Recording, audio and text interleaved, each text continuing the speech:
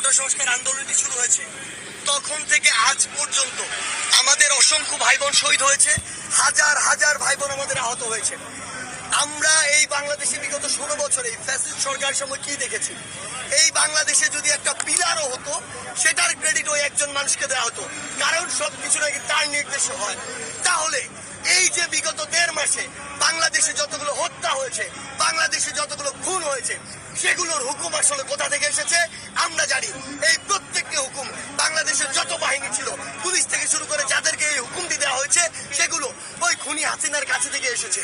তাই জায়গা থেকে স্পষ্ট কথাটি হচ্ছে যে আমরা ওই খুনি হাসিনার বিচার চাই, এবং সেই বিচারটি নিয়ে তার মতো যেন সে তার আমলে যতগুলো বিচার করেছে, অসংখ্য বিচার করেছে রাজনৈতিক উদ্দেশ্য প্রণোদিত ভাবে, অসংখ্য বিচার করেছে তার হিংসার বশবর্তী হয়ে, অসংখ্য বিচার করেছে প্রতিহিংসার বশবর্তী হয়ে, সেই জায়গা থেকে তার মতো প্রহসনের বিচার এই বাংলাদেশে আমরা করতে চাই না। আমরা তার মতো ওই কোর্টকে, ওই হাইকোর্ট থেকে শুরু করে সুপ্রিম কোর্টকে আমরা আমাদের জায়গা থেকে তার মতো ইচ্ছা মতো ব্যবহার করতে চাই না। আমাদের জায়গাটি হচ্ছে আমরা এমন একটি আন্তর্জাতিক মানের বিচার নিশ্চিত করব যেটি পুরো বাংলাদেশের মানুষ নয়, পুরো পৃথিবীর মানুষ যেটি নিয়ে আর প্রশ্ন না করতে পারে। সেই জায়গা থেকে আমাদের দাবিটি হচ্ছে আন্তর্জাতিক অপরাধ ট্রাইব্যুনালের কাছে। আমরা তাদের কাছে কেন করছি? আমরা চাই পুরো বিশ্ব দেখুক সে কত বড় একজন খুনি ছিল, কিভাবে এই দেশের মানুষকে শুধুমাত্র ক্ষমতায় বসে থাকার জন্য খুন করেছে। সেই জায়গা থেকে আমরা একটি বিশ্বব্যাপী একটি গ্রহণযোগ্য বিচার নিশ্চিত করার জন্য আন্তর্জাতিক মাধ্যমে বিচারটি করতে চাই। এখন আসলে 1971 সাল নয়, 1990 সাল নয়, 2024 সালে দাঁড়িয়ে কে কি বলছে, কে কি করছে, কার উদ্দেশ্য কি, বাংলাদেশের প্রত্যন্ত অঞ্চলের একটি মানুষও সেটি জানে। সে যে ক্ষমতায় থাকার জন্য আরো 10, 20, 50 হাজার মানুষের লাশ ফেলার জন্য প্রস্তুত ছিল, সেটি বাংলাদেশের প্রত্যেকটি মানুষ জানে। এতটাই ক্ষমতা পিপাসু হয়ে গিয়েছিল যে আর্মি, নেভি, এয়ারফোর্সকে পর্যন্ত হুমকি দিয়েছিল যেন যে কোনো উপায় তাকে ক্ষমতায় টিকিয়ে রাখা হয়। এর জন্য বাংলাদেশের মানুষের ওই গণঅভ্যুত্থানে গুলি চালানোর জন্য সে প্রস্তুত ছিল। আজকে ওই তিন বাহিনী যদি তাদের ওই কথাগুলো বা তার ওই কথাগুলোর এগেনস্টে না দাঁড়াতো, হয়তো বাংলাদেশে অনেক বড় একটি বিভীষিকা হতে পারতো। কিন্তু দিন শেষে আসলে এই যে গণঅভ্যুত্থানটি হয়েছে, এই যে বাংলাদেশের নতুন স্বাধীনতা এসেছে, এটি আসলে রক্ষা করেছে দেশের জনগণ। সেদিন ঢাকা শহরের প্রত্যেকটি প্রান্ত থেকে যদি লক্ষ লক্ষ মানুষ রাস্তায় না নামতো, এই সংখ্যাটা যদি হাজারে হতো, ওই খুনি হাসিনা ওই বিভিন্ন ফোর্সকে বাধ্য করতো যেন গুলি চালানো হয়।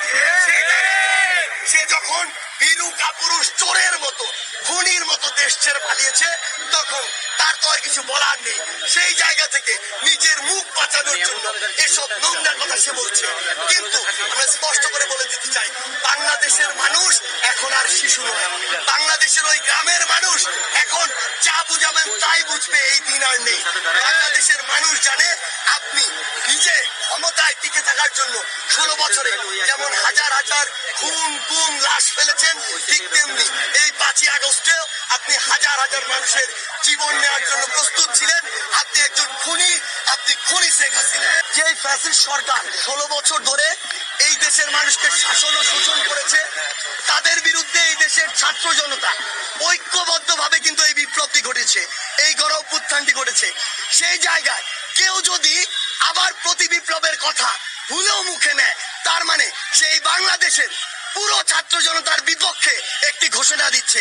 আমরা স্পষ্ট করে বলে দিতে চাই, এটি যারা দিচ্ছে তাদের উদ্দেশ্য যে সৎ নয়, তাদের উদ্দেশ্য যে এদেশের ছাত্র জনতার সাথে সম্পৃক্ত নয়, বরং এই দেশের মানুষকে শোষণ করার সাথে সম্পর্কিত, দেশের বাইরের কিছু অপশক্তিকে তাদের কিছু স্বার্থ হাতে তুলে দেওয়ার সাথে সম্পর্ক।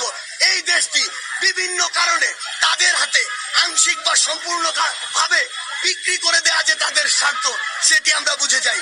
আমরা স্পষ্ট করে বলি, কেউ যদি পুনরায় আবার এই সাহসটুকু করে যে এই বাংলাদেশে আবার ছাত্র জনতার এই বিপ্লবের বিরুদ্ধে প্রতি বিপ্লব করার চেষ্টা পর্যন্ত আমরা দেখি, আমরা বলে দিচ্ছি 5ই আগস্ট দেখেছেন, এরপরে যা দেখবেন তা দেখার জন্য ছাত্র জনতার পক্ষ থেকে যা হবে তা দেখার জন্য আপনাদের অস্তিত্ব থাকবে না।